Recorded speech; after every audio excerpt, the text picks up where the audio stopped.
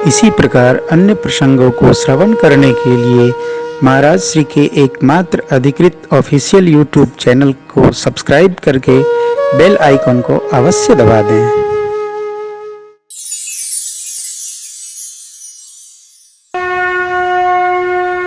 बाबा बोले देवी अनुराग, अनुराग माने स्वतः स्फूर्त प्रेम।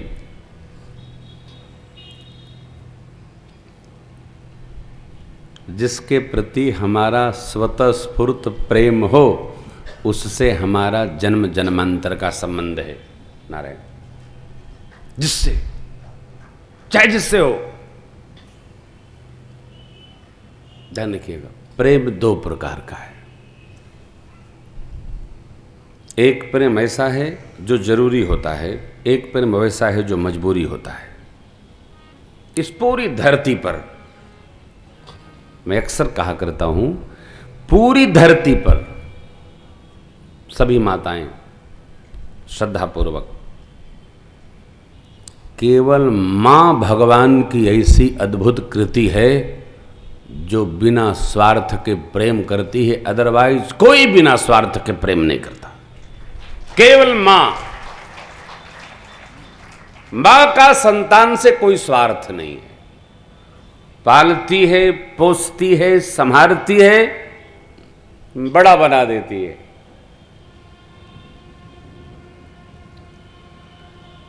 और उसके बाद देखती है क्या कितना बड़ा हो गया। इसलिए भगवान को पिता नहीं कहा, भगवान को पहले मां कहा। भगवान भी पहले मां है। पांडव गीता में अर्जुन जी ने स्तुति किया, त्वमेव माता च पिता त्वमेव। आप ही माता हैं और पिता और है वहां। रामावतार में भी भगवान ने मेरे किसके लिए कल्याणमय बनाया, किसका मंगल किया? कौशल्या हितकारी। भगवान भी मां कौशल्या का हित किए। शत्रुपा मां को भगवान ने क्या आशीष दिया? मात विवेक अलौकिक थोरे कबहु न मिटी अनुग्रह मोरे। अनुग्रह भगवान कब करते? जब जीव के कर्मों से स्वतः आनंदित हो जाते, मगन हो जाते, तब भगवान अनुग्रह कर देते। यहां हमारा आपका जहां स्वतः स्फूर्त प्रेम है वहां अनुराग है। काकभूषुंडी जी ने सानुराग कथा सुनाई, मानस का सर सुनाया। अर्थात रामचरित्र है क्या, इसको गा गा कर सुनाया। और जिस बात को आप प्रेम से कहते हैं वह बात प्रेम तक पहुंचती है। फिर नारद जी के मोह की गाथा जो हमने आपने कल गाया। तत्पश्चात राम जी का अवतार हमने आपने उत्सव मनाया। अब शिशु चरित्र को मन लगाकर कहा। क्यों? भगवान के इष्ट देव हैं राघव बाल रूप में। इष्ट देव मम बालक रामा शोभा बपुष कोटि शतकाम। अद्भुत शोभा जी। तो आपका जो प्रिय होता है उसको आप प्रेम से सुनते हैं। जैसे कई महापुरुष कहते हैं कि जो राम भक्त होते हैं उनको राम कथा बहुत अच्छी लगती है, और जो कृष्ण भक्त होते हैं उनको कृष्ण कथा अच्छी लगती है। अबे तो साहब क्या कहे, लोकाचार है। ये बड़ा विचित्र व्यवहार है। लोगों ने ये मान लिया है सुन सुनकर कि श्रीमद् भागवत में केवल कृष्ण कथा है। श्रीमद् भागवत का मतलब कृष्ण कथा। ऐसा नहीं है। भगवान श्री कृष्ण की चर्चा 10वें स्कंध में आती है।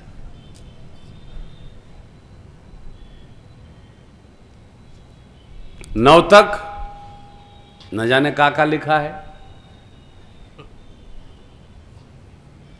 लेकिन शुरू हो जाता है प्रथम स्कंद से,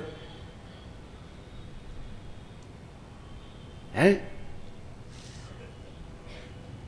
तो जो होता है वो समझ में आता है। भक्त को न राम की कथा भाती न कृष्ण की कथा पाती, दोनों भगवान की कथा भाती, उसी को भक्त कहते हैं। राम की कथा अच्छी, कृष्ण की कथा, ये कौन सी भक्ति है जी? वो अच्छे वो बुरे नहीं, भगत को भगवान के सभी भक्त अच्छे लगते, सभी प्रिय लगते हैं। राम भगत प्रिय लागहि जेहि तेहि उर बसहु सहित वैदेहि। भक्त को सब अच्छे लगते हैं, एक नहीं, सब अच्छे लगते, सब प्रिय लगते। बस मन लगाकर तब शिशु चरित कहसी मन लागे। क्या यही बचा है? बाल चरित कहे विविध विधि बन मह परम उछा ऋषियागमन कहसे श्री रघुवीर भी बाल चरित बहुत प्रकार का, विविध विधि कहा, कैसे कैसे कहा। जो यहाँ बचा मानस जी में, यहाँ से वो पूज्यपाद गोस्वामी जी ने कुछ तो एक दो कवितावली में और शेष गीतावली रामायण में लिखा है, और लिखा, खूब लिखा, 40-50 पद हैं। गुरुदेव भगवान ने भी बहुत लिखा है। बाल चरित कही विविध विधि। अरे अब जरा दर्शन करिए। शिशु चरित्र जन्म से लेकर 5 वर्ष की वय तक, जन्म से लेकर 5 वर्ष तक बालक शिशु रहता है।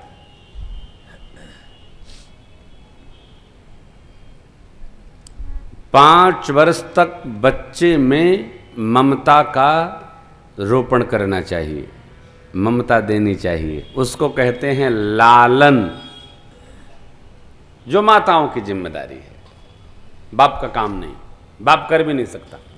कई पिता होते हैं वो माँ का भी व्यवहार करते हैं, कई माताएं पिता जैसा व्यवहार करती हैं।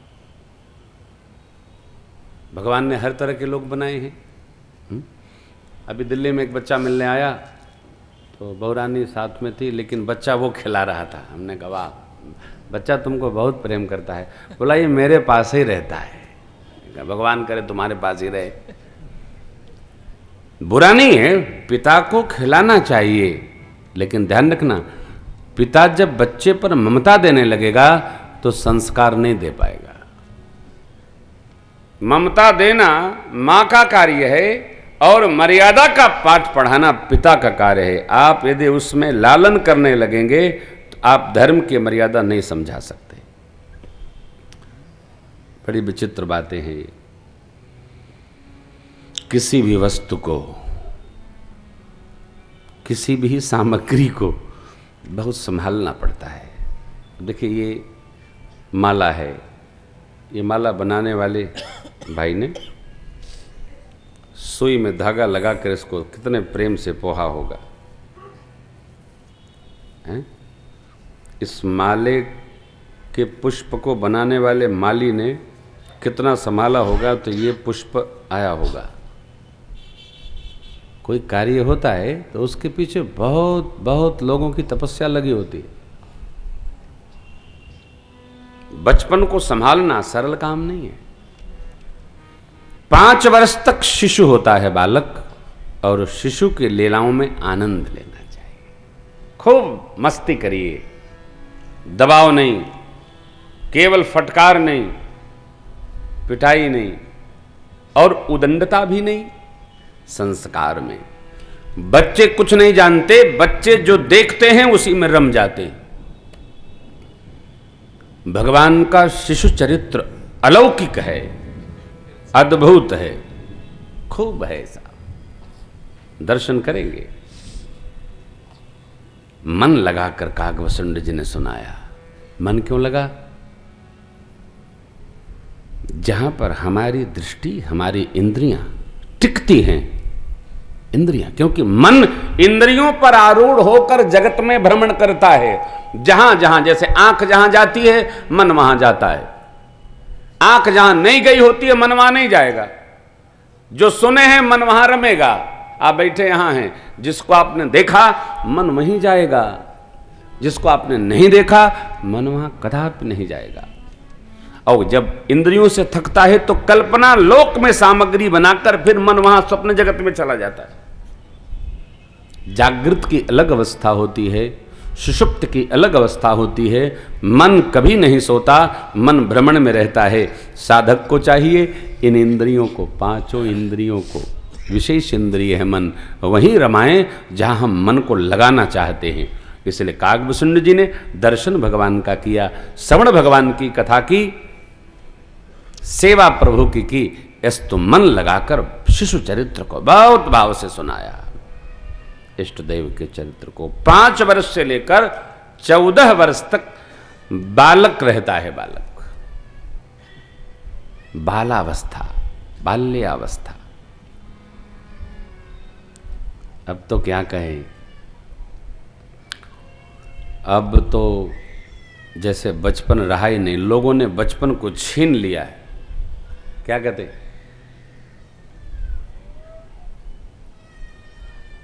लोग बच्चों को इसलिए पीटते हैं कि 90% से कम नंबर आया तो तुम्हारी खैर नहीं, खाल खींच देंगे। क्यों? 90% नंबर आना चाहिए। बच्चा दिन रात पढ़ता है, क्यों? क्योंकि खाल खींची जानी। अरे एक और आपको हंसी की बात, हाँ बड़ी अद्भुत बात है साहब। आजकल आदमी केवल 2 ही बात पढ़ाता है, या तो डॉक्टर बन जाओ अथवा इंजीनियर बन जाओ। क्यों? इन्हीं दोनों में तो पैसा है, कथावाचक में थोड़े कुछ मिलेगा। कोई नहीं। एक विद्यालय में आया, मैं गांव पर गया था तो बच्चों को कुछ आशीर्वाद देने चला गया, हमारे विमल भैया ले गए। अरे साहब 400 बच्चे बैठे थे, मैंने बच्चों से केवल 2 प्रश्न किया। पहला प्रश्न था, आप लोगों में अध्यापक कौन बनना चाहता है? किसी ने हाथ नहीं उठाया। अब विद्यालय के प्रिंसिपल साहब मेरा मुंह देखने लगे, मैं उनका देखने लगा। मैंने कहा भैया ये क्या है? तो प्रबंधक जी एक थे विद्यालय के, बोले अब अध्यापक लोग सोचें बच्चे अध्यापक भी नहीं बनना चाहते। तो दोबारा मैंने कहा आप में से इंजीनियर कौन बनना चाहता है? 90% बच्चों ने हाथ खड़ा कर दिया। अच्छा, ये सारे इंजीनियर बन के क्या बनाएंगे? और कुछ जरूरी नहीं है क्या? समाज के सोचने का अपना ढंग है। और मैं आपसे कहूं, किसी के बनाने से कोई नहीं बनता, जिसको जो बनना होता है वही बनता है। आप ये तय करो, लाख पढ़ाए रहो। हमारे एक मित्र हैं, अपने बच्चे को जलगांव में इंजीनियर बनाए, 6 साल हो रहा, अंत में 0 डिग्री लेके आया। अब 4-5 टैक्सी रखा हुआ चलाता है।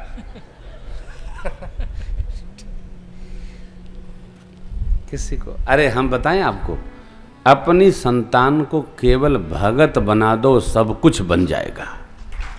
जो भगवान का होगा सब बन जाएगा। हो, उसको कुछ नहीं बनाना है। भगवान की शरण में जो लग गया उसको भगवान अपने आप दशा दिशा दिखा करके मार्ग पकड़ा देते हैं। लेकिन हमको लगता है भगवान में लग गया तो साधु बन जाएगा। मुश्किल काम है। साधु बना नहीं जाता, साधु वही बना के भेजते हैं, कोई नहीं बनाता है। बनने बिगड़ने का काम नहीं।